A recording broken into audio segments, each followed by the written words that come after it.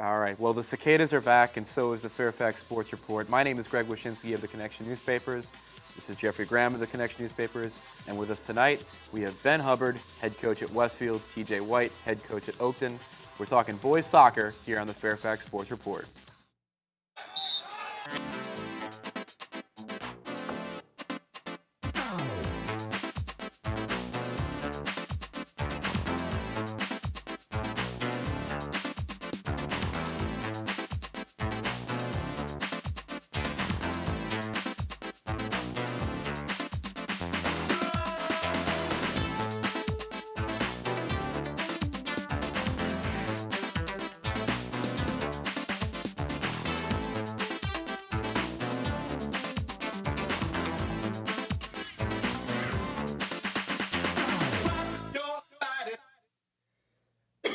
All right, it's almost district tournament time, my friend. We are almost there. We're talking boys soccer tonight on the Fairfax Sports Report. My name is Greg Wyszynski of the Connection Newspapers. Jeffrey Graham of the Connection Newspapers. We've got two of the cream of the crop in high school boys soccer tonight to talk all about it. Ben Hubbard of Westfield, TJ White of Oakton. Let's first thank the folks that make this thing happen every week. We're talking about the underwriters. Quality Care Ford Service Center. Conveniently located in Fairfax and services all makes and models, 703-383-6299. CCI Screen Printing for all of your screen printing needs, 703-978-0257. We want to thank Villa Bella Italian Restaurant and Brick Oven Pizzeria. You see the web address there, 703-239-3580. And The Bike Lane, your neighborhood bike shop, Burketown Plaza, www.thebikelane.com, 703-440-8701. Now, before we get to intense soccer conversation, my friend, a couple of bits of news to come out. Oakton Cougars' new boys basketball coach this week. Chris Dukes was hired over to replace Chris Kublank, who moved over to Madison. Chris Dukes was an assistant for Chantilly for 7 years under Jim Smith. Talked to Jim Smith this week. He sounds like he's real confident in the job Dukes can do. He was, a JV coach. He was an assistant head coach for the varsity team. Says he's a real smart guy. Knows how to kind of relate with the players. He's kind of a younger guy, so sounds like a good fit over there.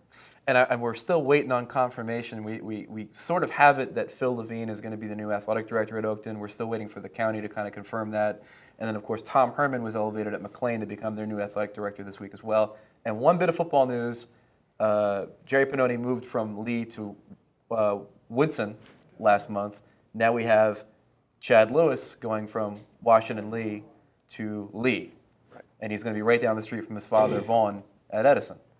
Can't wait to get out of the National District. Yeah, and he'll be in the Patriot District starting in 2005. That's right. Tons and tons of fun. Boys soccer. Well, let's talk about boys soccer. Tournaments start next week. Big-time coaches here. Ben? Yes. Tell us about Westfield. How are you guys? Where are you seated right now in the tournament? Well, to be quite honest, the regular season concluded with us bringing up the rear. We're in the bottom half, but we still have a positive record. And I think the squad is very excited about the tournament and the opportunity presented. And now, who do you have in the first round? Oddly enough, we got TJ White and Oakton right here. We'll be playing at their place Monday night at 6 o'clock. And where are you seated, TJ? We're seated third.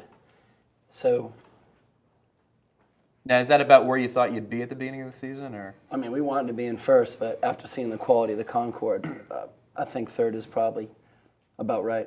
Mm-hmm. Now, I don't want to put district versus district necessarily, but do you feel the Concord has the most depth out of the 4 districts in the northern region this year, as far as boys soccer? I think Jefferson and Herndon have shown themselves to be probably superior in our district, and after that, anything can happen. Mm-hmm. I know the Patriot District, succeeded, last year, and we were talking about Langley before being a team that a lot of people could pick to go all the way, but Westfield beat Langley 3-0 this year.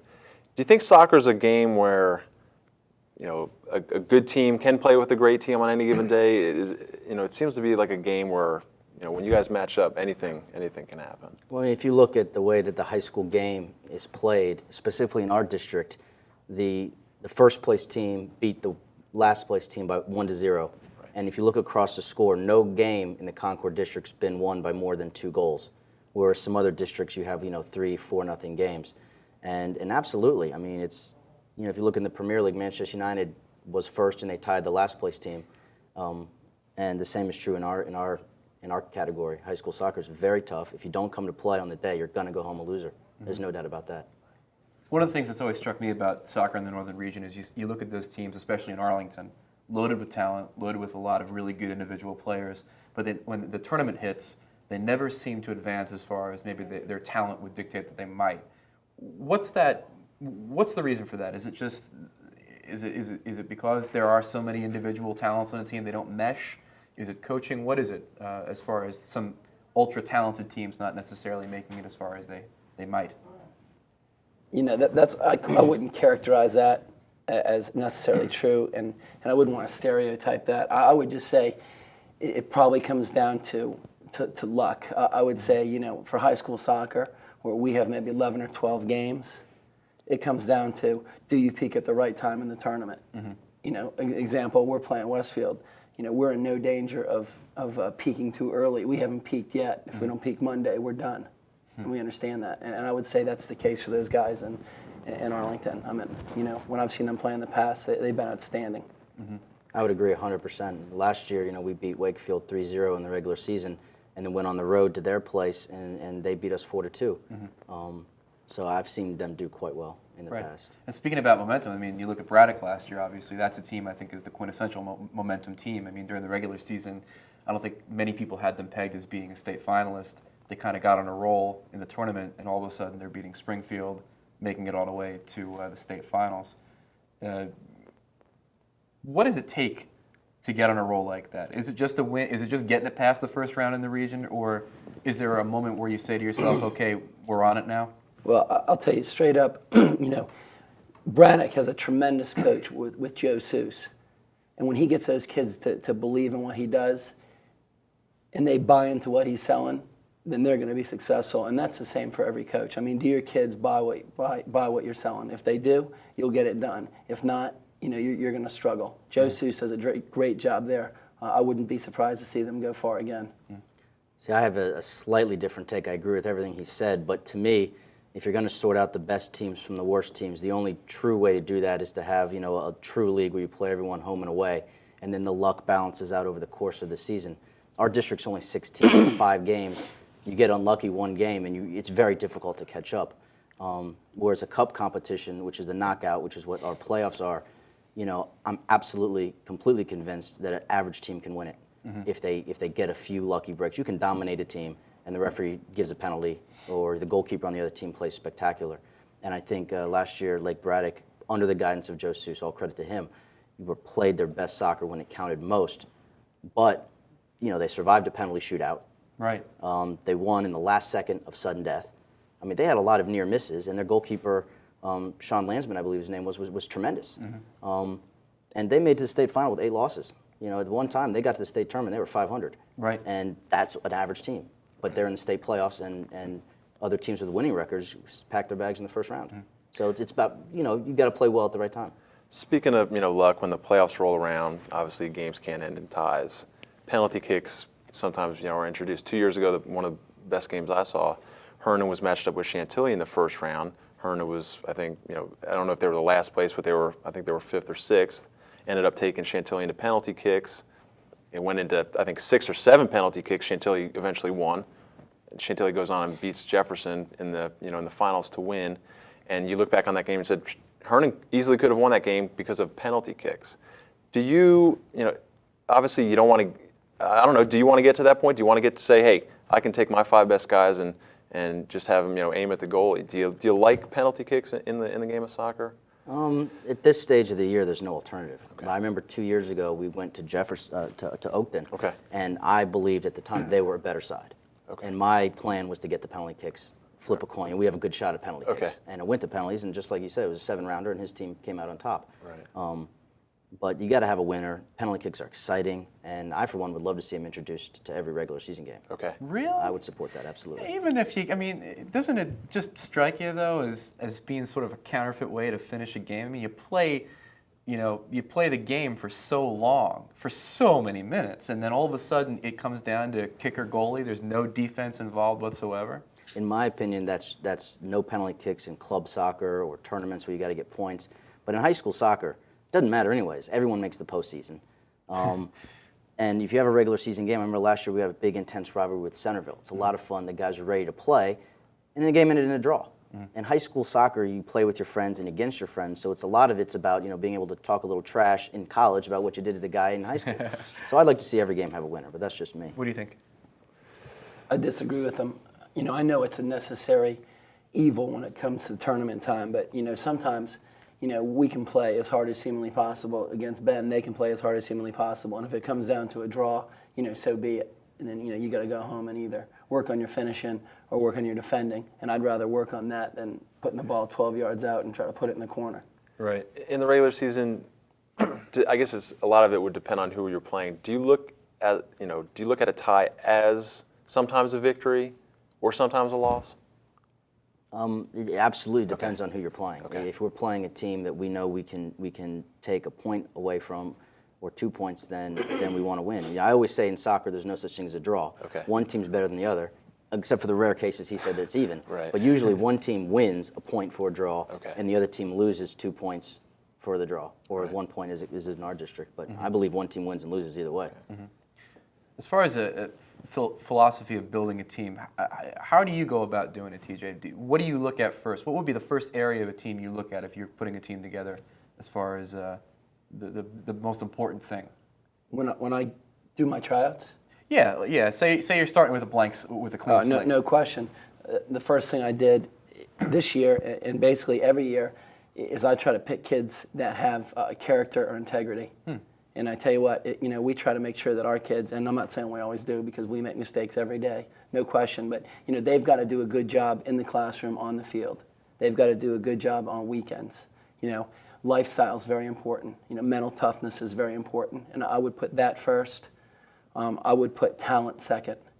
And I also would include attitude in the first part. If they don't have a good attitude, if they, put themselves before the team, then they're not a player that we want to have. And this year, even though our team isn't immensely talented, I believe we have very good work ethic, very good character. So it's almost like guaranteeing you're going to have good chemistry, not having to worry about developing it during the season.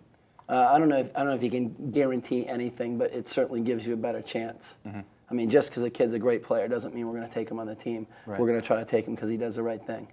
What about you, Ben? I couldn't agree more. I mean, that's actually the philosophy of Westfield Athletic Department that's told. It's better to, they even said one time it's better to lose with good kids than win with bad kids.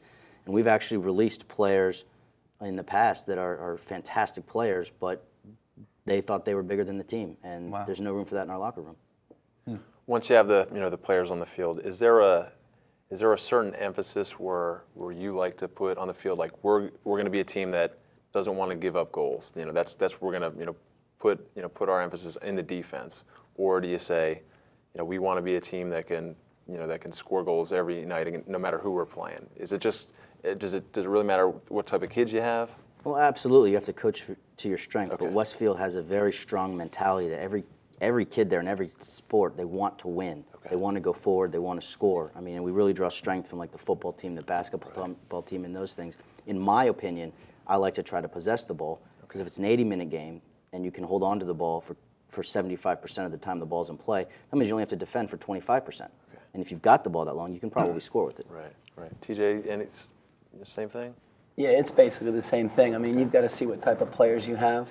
You've got to see their strengths and weaknesses, and then you put them in a system that fits the players' strengths. We try to basically emphasize our players' strengths, hide their weaknesses, and hope we get it done. Do you think the game is better because a lot of games are 1-0, 2-1? I know people who like to pick on soccer as it's not exciting. We'll point to that because same way with hockey. There's not a lot of goals. We want to see more goals. Do you think that soccer is a sport that benefits because it's low scoring and it keeps every game pretty interesting? Man, I think it's interesting. I think if you know a little bit about the game, you realize that it's not just goal scoring. Right. You know, the American mentality is we want to score. I mean, we want touchdowns. We want 3-point baskets. I mean, you know, we want high scoring games. But you know, you've got to be able to appreciate defense. Right. So I think it's a great game. I think people have to realize that. You both are involved in club soccer as well as high school soccer.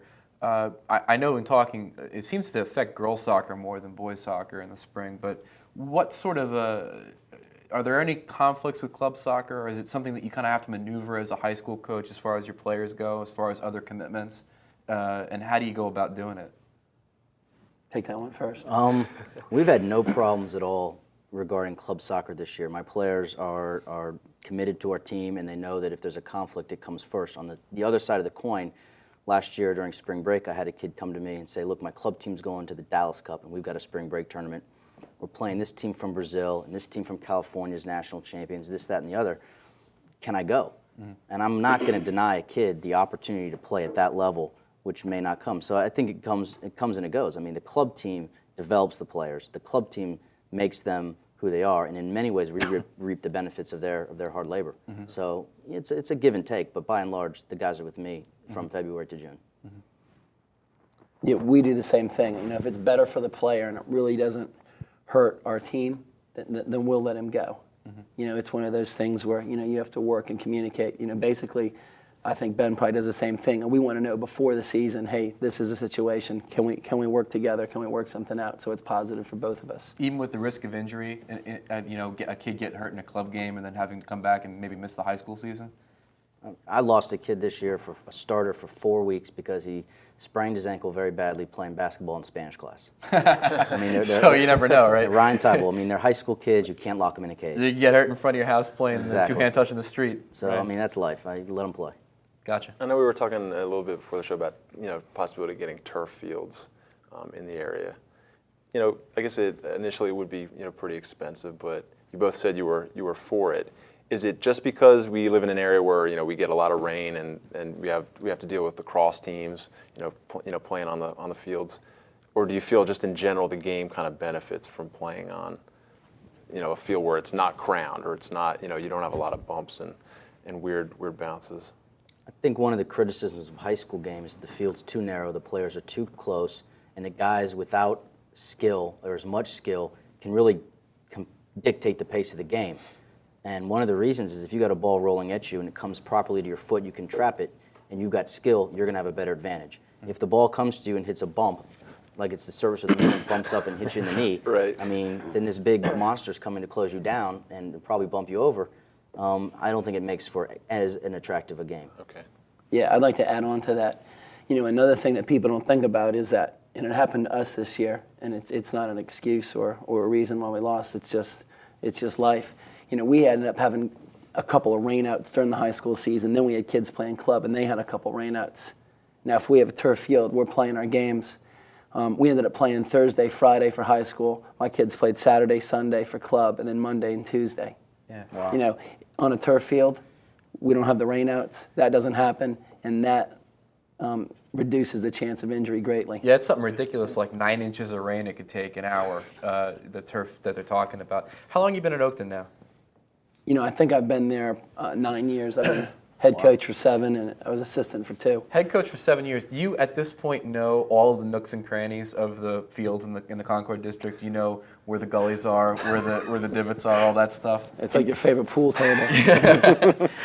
I tell you what, it changes every year. You know, it basically comes down to, you know, did the cross get out there? And I love lacrosse, I'm just telling you. And did the cross get out there on a night when it was rainy, or did your football team go deep in the playoffs when the weather was treacherous? Because, you know, we can put the tarp down, but sometimes the field comes out great, sometimes it struggles. Right. Lucky you at Oakton. Good football team, good lacrosse team. Same for playing a lot of Westfield. games, right? Same for Westfield too, right? But Westfield is a tremendous field. Our field struggled a bit this year. Our Boosters Club invested a lot of time and effort, so we do have a nice field. Well, I guess without further ado, we're going to put Ben and TJ on the Fairfax Sports Network hot seat. Wow. TJ, we're going to start with you. We'll start you with an easy one. I appreciate that. What does TJ stand for? Contrary to what you might hear, Thomas Joseph. Thomas Joseph. Not too bad, not too bad. Ben, if you can go to one soccer stadium in the world to take your team, doesn't matter who they're playing against, where do you want to take your team to play? No Just doubt to experience about it. that atmosphere. Highbury.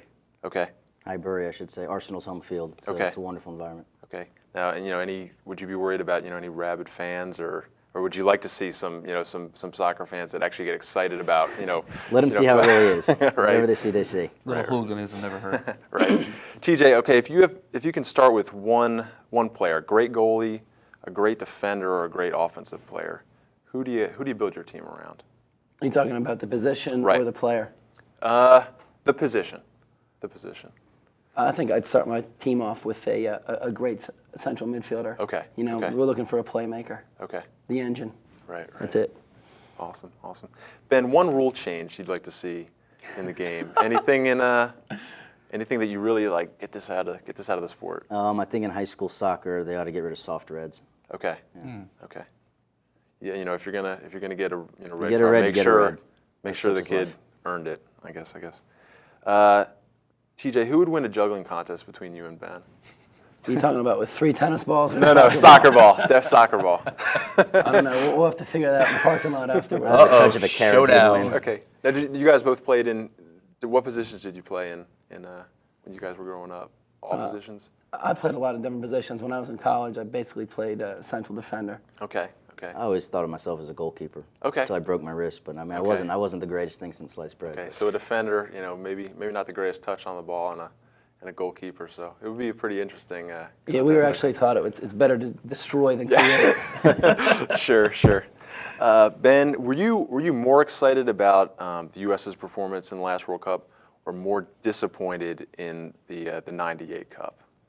I was very thrilled with the most recent performance. Okay. Absolutely. Okay. No doubt about it. Were you the one getting up at 3:00 in the morning to tape the games? Absolutely. I didn't tape them. I got up and watched them, man. No doubt about it. That was exciting. Did you go to RFK for the viewing of the Germany match? No. Oh, Please, there you God. go. I'm not that rabid.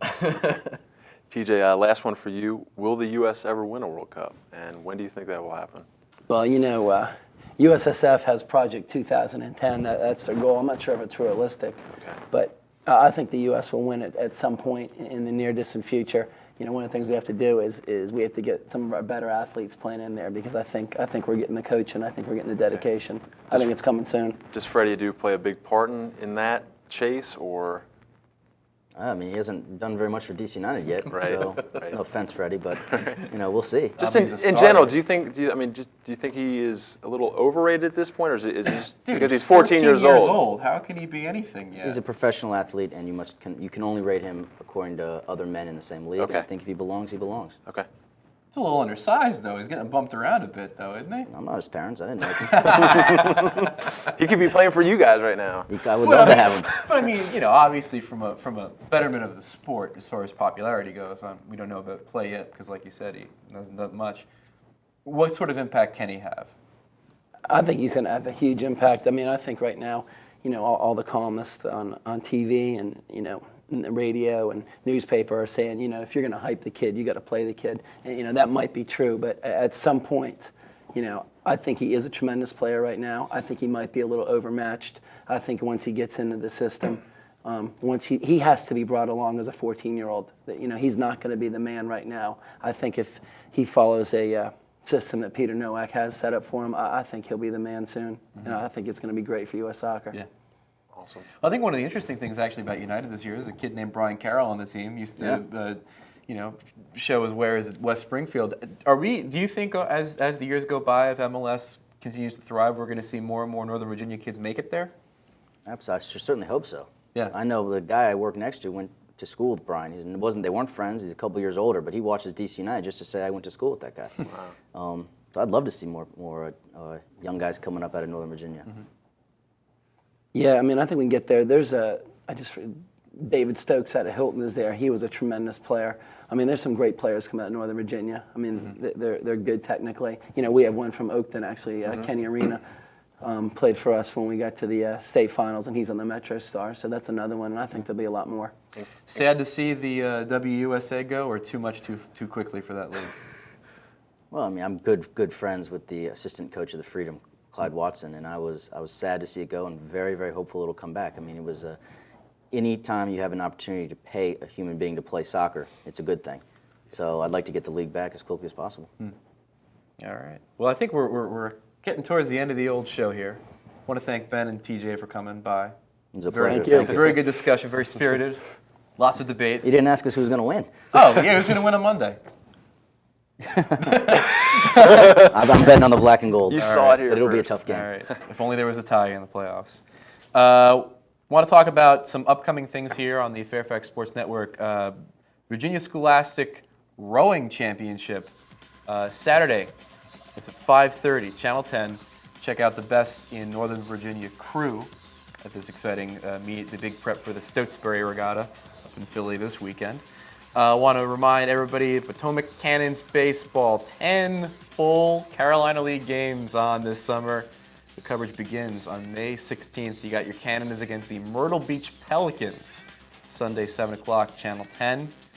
And, of course, next week, Fairfax Sports Report, boys lacrosse. You see the times, you see the channel. Be right in the midst of the postseason. Should be lots of fun. You can also win tickets to see a Cannons game from the Fairfax Sports Network. Email us at info@fairfaxsportsnetwork.com. And Strong Arm Sports Athletes of the Week, Mr. Graham. Here they are. Evan Fredrickson of Oakton. He pitched I believe he pitched a no-hitter this week for the Cougars. That's the rumor. So he will win for the boys. And Amy Smerdzinski of Chantilly girls soccer fame. Amy is one of the top players in the region. She was Region Player of the Year last year. So congratulations, Evan and Amy. And thank you, Strong Arm Sports, for putting the spotlight on those two athletes. Visit Fairfax Sports Network on the web, www.fairfaxsportsnetwork.com, and be sure to join our email list for continued updates. I want to thank Quality Care Ford Service Center, conveniently located in Fairfax, servicing all of your makes and your models, 703-383-6299.